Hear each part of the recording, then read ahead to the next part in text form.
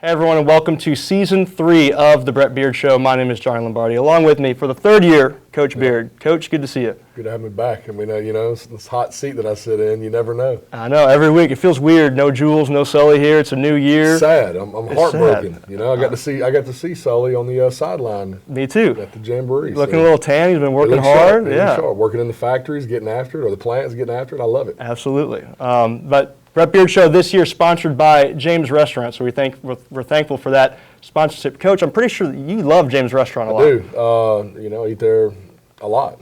Breakfast once or twice a week, lunch once or twice a week. One of my favorites. Absolutely. So we're super appreciative for James Restaurant sponsoring the show this year. But Coach, to get into it, how was your summer? How did the team look this summer? I know it was a little bit of a different summer with no field to practice on. We're a little moving all over the place. But what was your take from this summer? Well, one thing that you can't argue about with this group is we're not going to be able to throw them any curveballs they can't handle. I mean, they've been through it all. I mean, literally all. The loss of a teammate, to a coach, to the excitement of new facilities that are not on schedule and caused us to have to run on a blacktop, asphalt concrete or asphalt parking lot, a concrete parking lot. We ran on a baseball field. We practiced at the Catholic Church. I mean, we literally have done it all. But no sense in making excuses. I mean, if you still have a chance to work, you got a chance to work. And our guys did a great job. I think it was like 97% attendance rate, which is huge. I mean, our guys make their workouts. Our guys know. I mean, if you want to be prepared to play at this level, you got to come to work, and you got to come to work during the summer, or you're just not going to make it. You're not going to be ready, and especially in this state with the heat and everything we deal with the weather. I mean, you've got to be in a fine-tuned machine, and that's what you do during the summer. We had a successful 7-on-7 month of June, where I thought we got better, and you could see where having a practice on a baseball field and stuff kind of. We start slow just because spacing and landmarks and everything were a little off, but we got more and more comfortable as every week that went by, and of course we've been back on the football field now. So I couldn't be more thankful for these guys and everything we got going on. Absolutely. So 2 weeks ago, the Jackets traveled to Woodlawn for the scrimmage. Let's take a look at those highlights now. Yellow Jackets taking the field in Woodlawn, ready to go. Coach Gosh fired up to get back on the field. Yeah, I mean, any chance you get to go play for Denham Springs, you got to be excited, and to play against a big-time kid like this. Absolutely. Ricky Collins, LSU commit. One of the first plays of the 1s, 2s, and 3s. Deep pass for the touchdown for Woodlawn. Coach, what went wrong there? Well, first play of the year, jitters. Hawkins is back for the first time. Big play from a big player. Ricky Collins back to pass again. This time, Jed Cambry in on the tackle. Big-time play by the senior there, getting in on pressure. Collins back to pass again. Great pressure by the Jackets D-line. Collins will scramble. Goes to the left, but it's Cameron Irick there in on the tackle. Great play there by Cameron for the stop. Jackets on offense now. Reese Mooney, handoff to number 4, Cam Kelly. He cuts back. Nice run there for a first down. Woodlawn back on offense. Collins back to pass, but it's Alex Chandler in on the sack. Big play there. Coach, talk about that play there by Chandler and the defense as a whole. Alex was like vintage Alex Chandler. I mean, he just was back to being a disruptor in the backfield and really did a great job, with a little speed move and finishing the play. Absolutely. Woodlawn still on offense, driving now. Ricky Collins tries to throw deep, but it's Deshaun McBride going up and getting it. The interception. Huge play there by the junior coach. Big moment there. Kid's got a chance to be very special for us. He's had an amazing offseason, and it showed in the way he carries himself. It showed in the way he practices, the way he plays, and he's just got to continue to get better. Big play there. Went up and got it. I think maybe the defining moment of that scrimmage. Pretty kid, too. Just a quiet kid, hard-working. Absolutely. So this now starts the live quarter of action. Jackets on offense. It's Mooney. A play action to Seth Bishop. The tight end makes a couple moves right here. A nice spin move on the sideline. Stays on his feet. Goes across midfield into Woodlawn territory. Big play there, for the Jackets on offense. Woodlawn ball again. Collins back to pass. It's Hayden rushing in on the sack. Big play there by the senior coach. Let's take a look at the replay.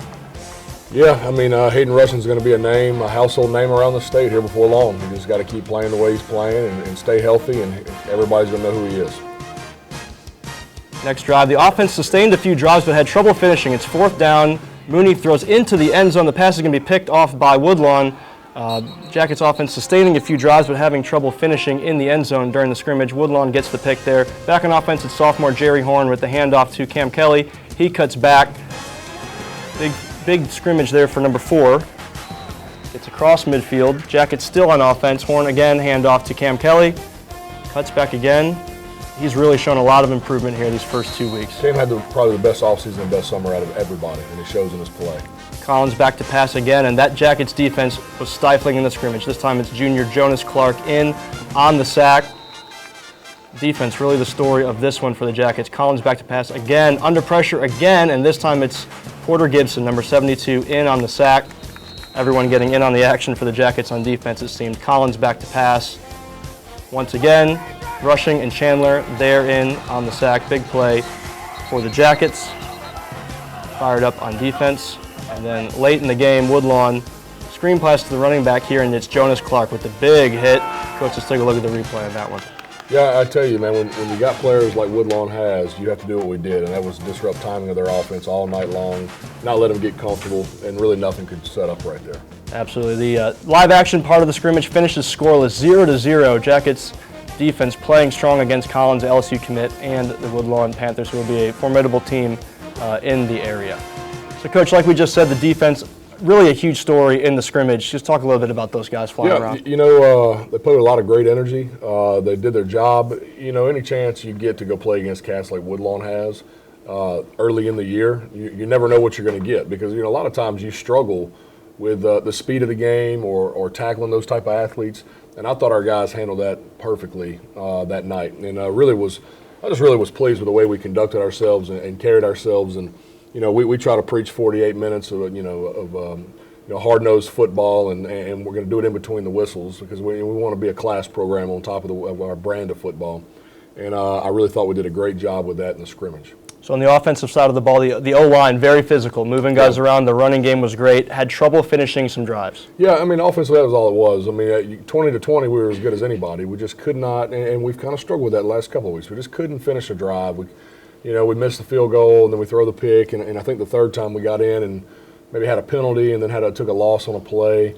Things that have kind of hurt us the last few years. I mean, as the field condenses, we get a little bit tighter, and really stick with who you are and what you're doing, what gets you there. I mean, you're averaging 8 yards a carry in between the 20s. I mean, what changes? They get a little bit better, we get a little bit worse. I mean, it's just execution and kind of digging down. I mean, because you got to dig them out in that situation. You got to finish in the red zone. Absolutely. Let's take a look at the highlights from the Jamboree last Friday at Walker. Jackets fans showing up en masse in Walker. Coach, great student section Friday night. I mean, it's one of the reasons I came here, man. I love the energy. It was always when I came to Denham, and now I get to live it. Walker quarterback number 11, screen pass. Jonas Clark and Jude Horn, and there on the tackle. Walker offense marching down the field in the first drive. Quarterback back to pass. Back corner of the end zone is Ja'Cory Thomas with the touchdown grab. Turns to the ball. 7-0 Walker. Coach, let's take a look at the replay. What went wrong on this play? Yeah, look. I mean, Hawkins has come back to the football team and better than ever, honestly. He gives us that second, third corner that not many high school teams have. He's going against a special kid. He just hadn't seen that a whole lot, and he's going to bounce back and be just fine. Jackets on offense now. Reese Mooney to a name we've been talking about all day, Cam Kelly. Showing a lot of improvement, made a couple of moves, gets a first down there for the Jackets. On third down, Reese is under pressure, has to scramble, finds a little bit of space, eventually tackled short of the marker. And ran through the defender. I was pleased with that. Absolutely, ran through the defender. LeBlanc on the field goal, just a bit short. Score still 7-0 Walker at this point.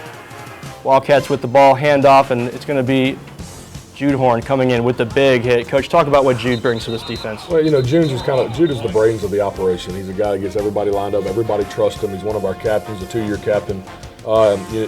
He cost us a play before with that penalty, that selfish penalty that gave him the end zone.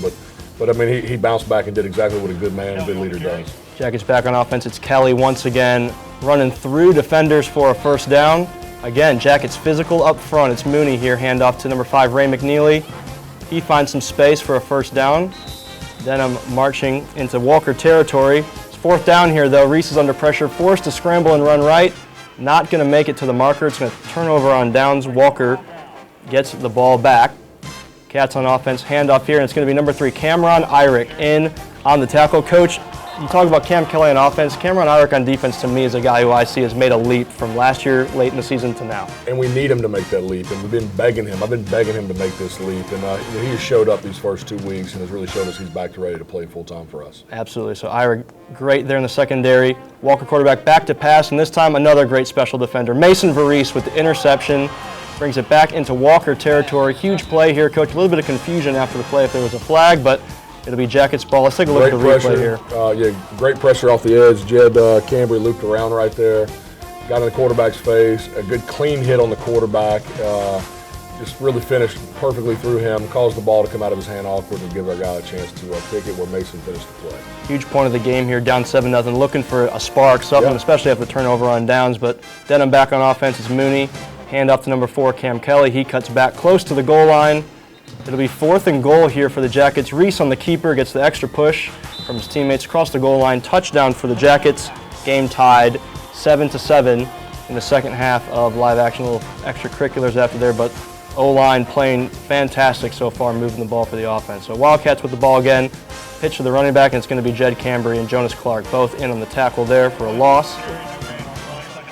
Again, Walker still on offense, the running back with the carry. Up the middle, stopped here on 3rd down. Hayden rushing in on the stop there, so the Wildcats forced to punt. Denham back on offense, but pinned deep late in the ball game, under a minute to go. Reese with a deep throw, intercepted. There's going to be a block in the back right there by number 17. That's going to bring this play back, but a tough moment here. The Jackets with the ball late on your own end zone. Yeah, and I'm not going to make any excuses for Reese Mooney right here because it was a poor read to begin with, and he floated it out there.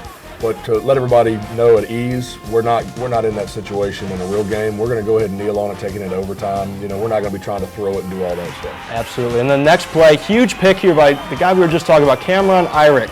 Goes up and gets it. Sadly, though, there would be a flag on the play for roughing the passer. But, Coach, again, just an athletic play by number 3, really forcing his will. Oh, yeah, and tough penalty right there, man, because you ask these kids to play hard and play for me like they do, and Russell was just, he mauled the guard and fell into the quarterback in an awkward spot. And, if the quarterback goes down the way he did, they're going to flag it. So Walker still with the ball. 10 seconds here, a little screen pass. Wide open, able to get down here, but it's going to be Rancher Miller in on the tackle. Bit of confusion here. The clock hits 0. Everyone's looking around. Walker's thinking they have 1 second. We think the game's over here. They end up putting 1 second back on the clock because the fastest timeout in the history of football. But they're going to get one more play here at the end of the Jamboree. Quarterback back to pass. Ja'Cory Thomas is going to slip on the fade, and the ball's going to fall down incomplete. Jamboree ends tied 7-7. Great night of action. Great night for Livingston Parish. I might have kicked the field goal right there because, you got to learn how to win. And that's something I think Walker needs is to learn how to win, and we got to learn how to grow, and that's what we're doing. So I mean, they went for it, which I'm fine with. Just like I said in the Jamboree, you get to see all kinds of different situations that you don't ever really get to see. But I'll take the growth over the win in the Jamboree situation, even though it was a tie. But the best part was it felt like it was a loss to us. We felt like we did some great things, and I used the word sloppy after the game, which was incorrect because when you go back and watch it, it really wasn't that sloppy. We made a few critical mistakes, a couple of selfish penalties, didn't finish some drives, but really for the most part, it was a good, hard-nosed game where we've got to do a better job of, finishing drives. The turnovers don't happen because Reese almost threw a pick before the first half ended, but we're not in that situation. The only reason we did that was because of where we were. Game finishes 7-7. A couple stats here. Reese Mooney 1 for 4. Passing with a touchdown and 1 pick. Cam Kelly 15 carries for 79 yards. Big night there for number 4. All right, so Coach, once again, the defense looking stout. Struggled a bit on that first drive, a couple penalties, but then after that, really locked it down pretty well for the rest of the night. Yeah, I mean, you take away the selfish penalty, you're not sure that drive even goes another play or two. Yeah. But that's something we need to learn. I mean, there was a big difference in the way we played at Woodlawn and played at Walker.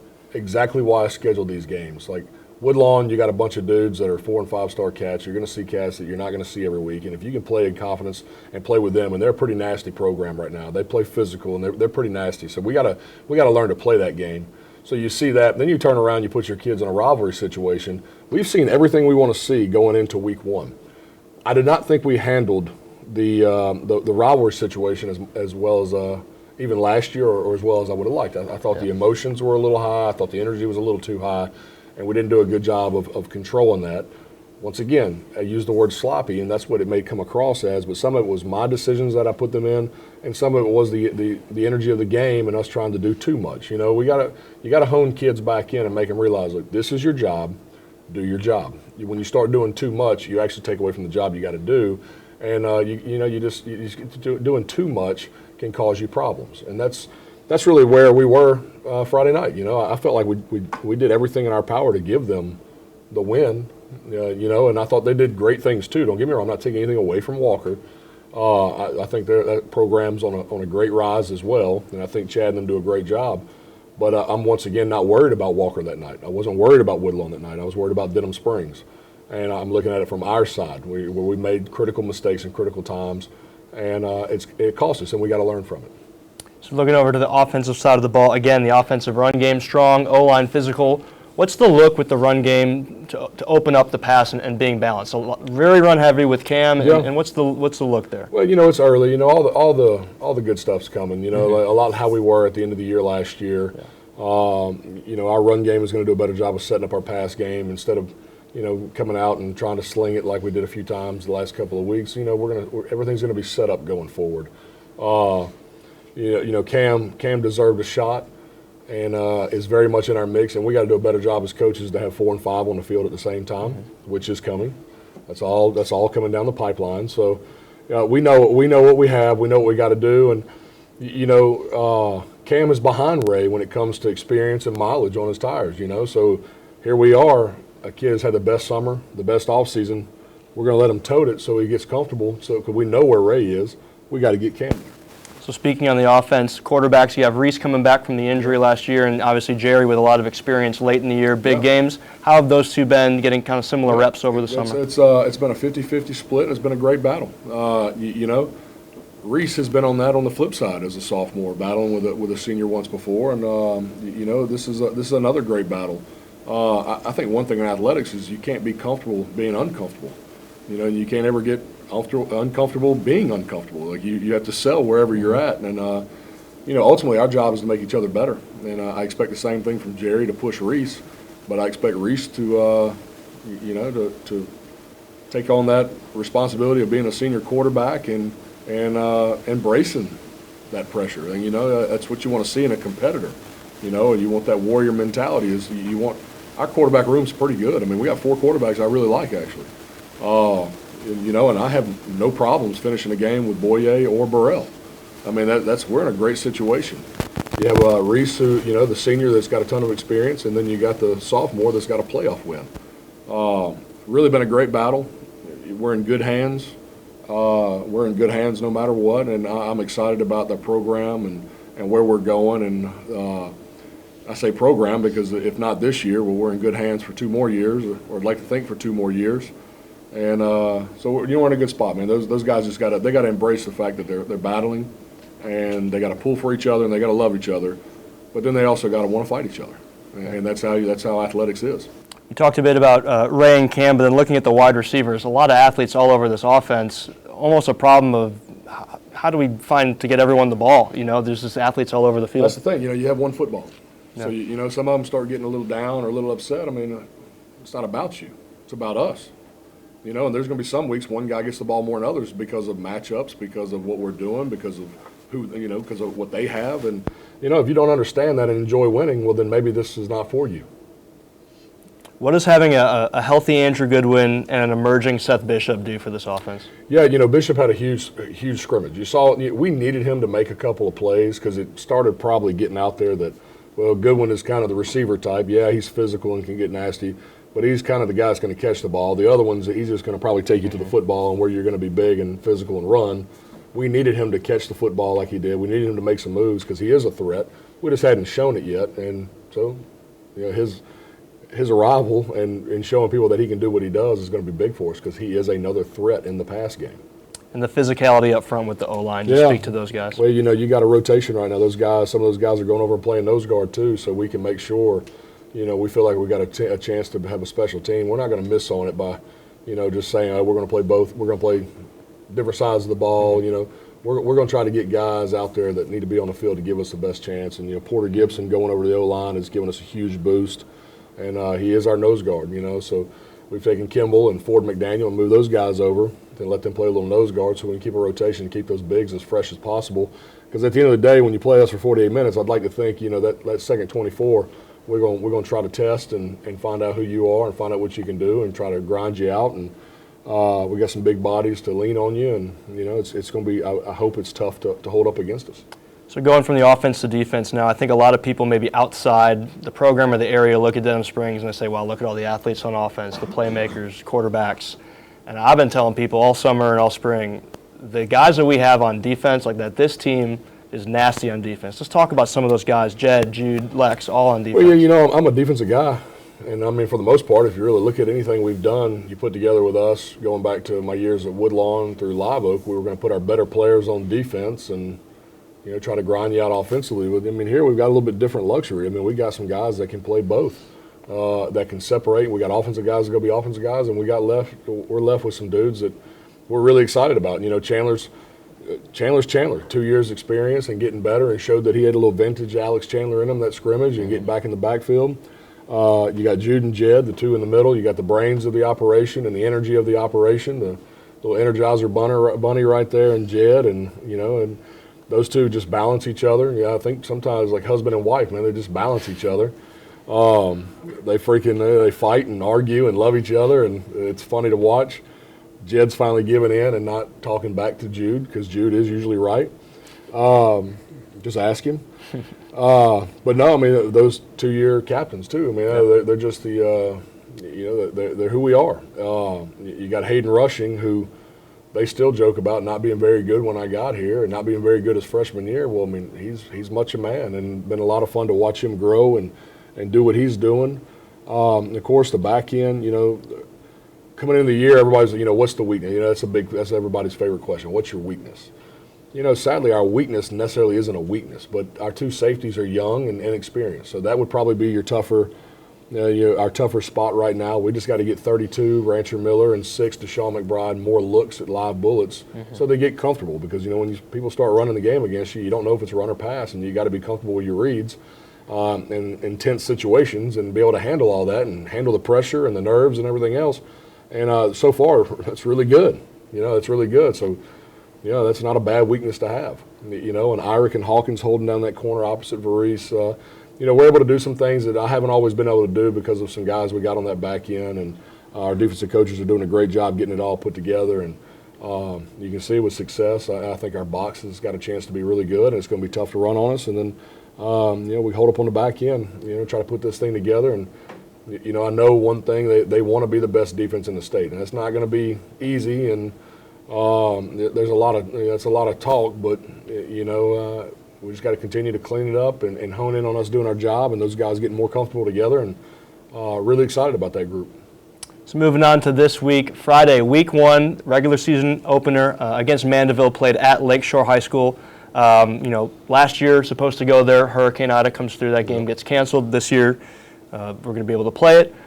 What's the look right now? When you look at Mandeville, what do you see in this game coming up? Well, the game was scheduled originally because the guy that was the head coach there before was on my staff before we played ball together, and we had that connection. I always like to play a formidable 5A opponent, and I like to play them early, kind of just see where we're at early on. And they're a great fit. It's historically a great program. Has had a ton of success. Plays in that district, which is a tough district. I mean, Ponchatoula came out. It was in the Dome last year. St. Paul's is another perennial power, and Covington. I mean, it's just they play a different brand of football, and to win a state championship, you got to be able to play those different brands. So now go to Mandeville now. I'm actually just as excited or more excited because I've gotten to know Craig through some FCA stuff. Craig Jones, who's the head coach coming from Lakeshore, who is taking that team to the Dome. They do a great job. I think they're a little behind the 8 ball, but those guys are good enough coaches. Even though they came in June, they're going to have their guys coached up. They're going to be disciplined. They're going to be physical. They got a little running back that I like, and they're going to be sound. So I mean, it's going to be a tough match and neutral ground. So there's going to be a little discomfort for everybody, but maybe their coaching staff because that's where they came from. Mm-hmm. So it's going to be fun. It's somewhere I've never been, so I'm going to go check it out and hopefully play a little football. So, Coach, what are some of the keys to the game for on our side of the ball? Well, I mean, we gotta control our emotions. You know, I like the fact that we come out energized and you know, with a little emotion. I like that, but it's got to be controlled chaos, and that's something we got to get better at. We got to control that chaos and let the game slow down quick. Let's not dig ourselves a hole. You know, we're notorious for digging ourselves a hole before we get going, and you know, I'd like to start fast. I'd like to you know, play a complete 48 minutes, but I think you got to do that by getting comfortable quick and just like I said, control the chaos early, do your job, get the call, and execute. Jackets open the regular season Friday night against Mandeville at Lakeshore High School, 7 o'clock kickoff. Coach, thank you so much for joining us. Absolutely, love having you.